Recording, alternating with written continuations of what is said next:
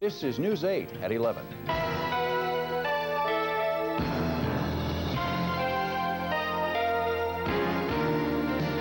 Stan Miller, Susan Rozier, Ted Leitner with sports, Larry Menti with the weather.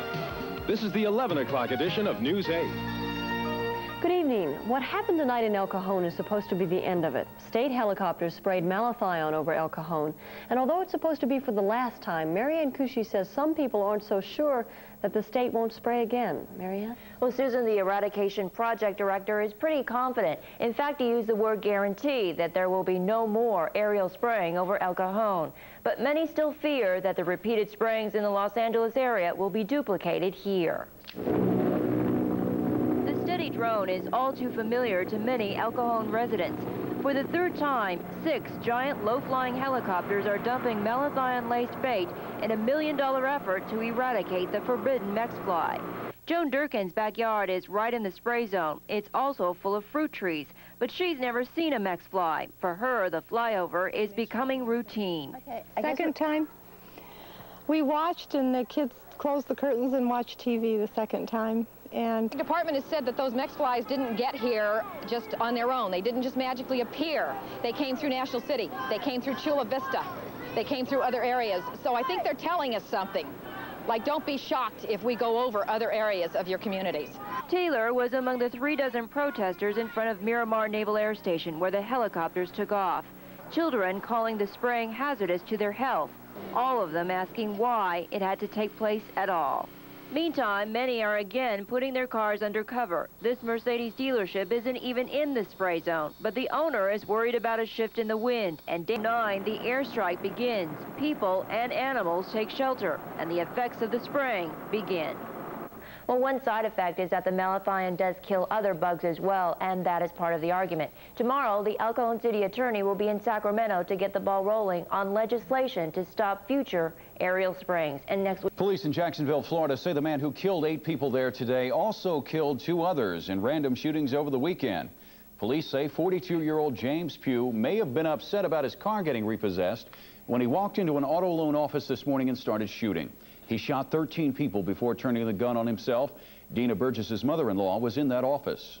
Happening in one part of Tijuana tonight is a much more hopeful story. 1,200 volunteers have started building houses for poor people. And the most famous volunteers in this group are the former president and his wife, Jimmy and Rosalind Carter. One happy Mexican family here on this hillside, just because Rosalind and I and 6 other people built this house working side by side with them. That's a good thing, I think. We've seen the Carters building houses in many places. They've been members of the Habitat for Humanity group for the past 6 years. And tomorrow they'll help build houses in Encanto, the same project, the same enthusiasm for helping people who need a place to stay and are willing to work for it if they can just have a little boost to get started. Here are some of the other stories happening around town tonight. Inmates at the new Otay Mesa prison will be bunking down in the gym soon. They've started building a barracks there because the prison is too crowded. In the 3 years since it's opened, it's filled to nearly double its capacity. And prison officials say they have no choice but to pack the inmates in. This is what San Diego County Sheriff's deputies say they found after raiding a house in Del Mar. 4 kilos of cocaine worth about $500,000. 2 people were arrested in the raid Friday. 43-year-old Ronald Vincent and his 20-year-old niece Jennifer Acapinti face drug charges. The district attorney in Sacramento County says some people may not like the lyrics, but he's not going to punish people who sell the songs. The DA says he's had calls from people wanting him to do what's been done in Florida, to arrest record store owners who sell the 2 Live Crew album. But the Sacramento DA won't do it, he says, because the songs may be nasty, but they don't violate the obscenity law in this state. That's just one man's opinion. Ted Leitner's opinion is, what's all the fuss about? Don't our law officers have better things to do than raiding record stores? That's the subject of tonight's commentary. You mean to tell me in this day and age that prosecutors in Ohio and Florida have nothing better to do on our behalf with all the crime in the street than to go to art shows and rap concerts to determine on behalf of all of us what is profane, what is obscene, and what is art? First of all, how would they know? How would Jesse Helms, how would anybody know what you think is profane or what you think is art? And my gosh, this is 1990. This is not 1950 with the police going to a Lenny Bruce concert to sit in, and if he curses, arrest him and publicize it and prosecute him and make a big thing out of it. I thought all that nonsense was in the past. We have got crime problems, astronomical problems of crack dealers and gang warfare taking over the streets, and all the police have to do is go to a rap concert because somebody's yelling on stage and yelling out curse words.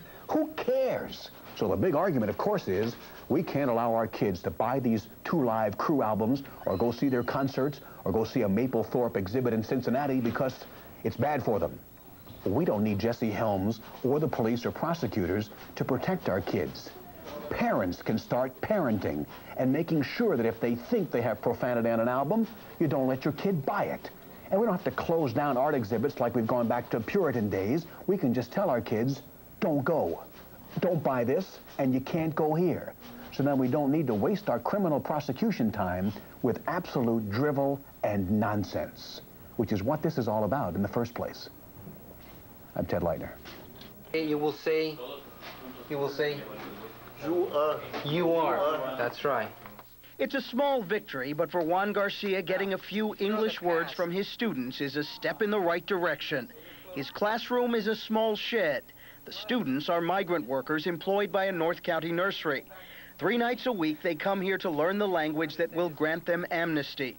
Along with nouns and verbs, they've also learned about the census and why they want to be counted. They do ask a lot of questions, very legitimate questions, you know, that I ask at the times. Hey, what is the census?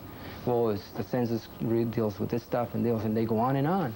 Many of those questions are still unanswered, though. Despite several efforts by Garcia to contact the Census Bureau, most of his migrant students haven't been counted. Armando Cruz moved here to San Marcos from Oaxaca, Mexico.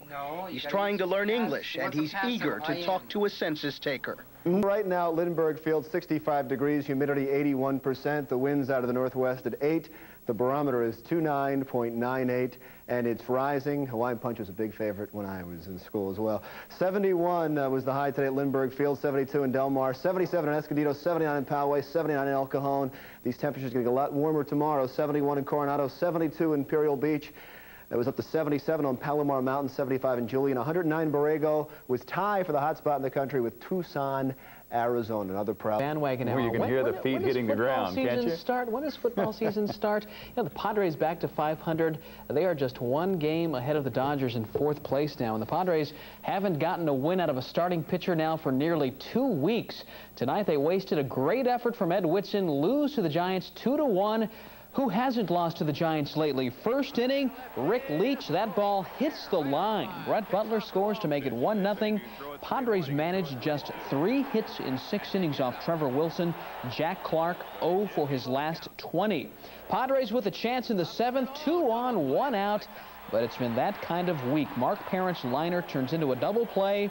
And in the bottom of the inning, Matt Williams. He's carried this team deep left field.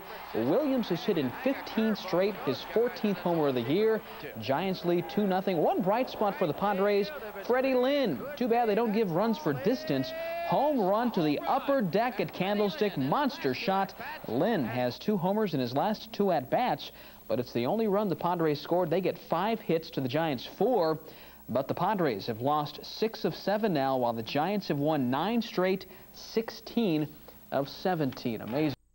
Monday closer, a little music from the man who made Margaritaville a classic. Jimmy Buffett performing tonight at San Diego State.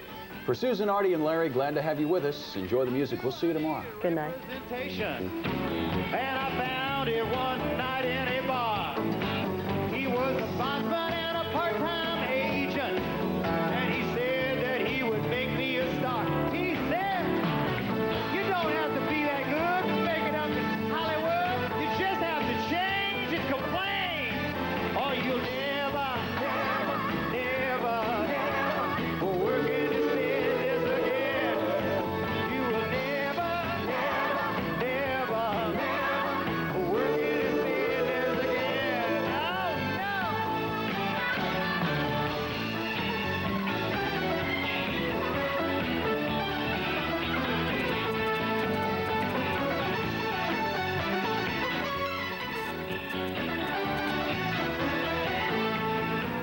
I parked cars at the Rainbow. I sold maps to the stars. I got my nose broken. The pig when I puked on the bar. And all I played is a double bar mitzvah.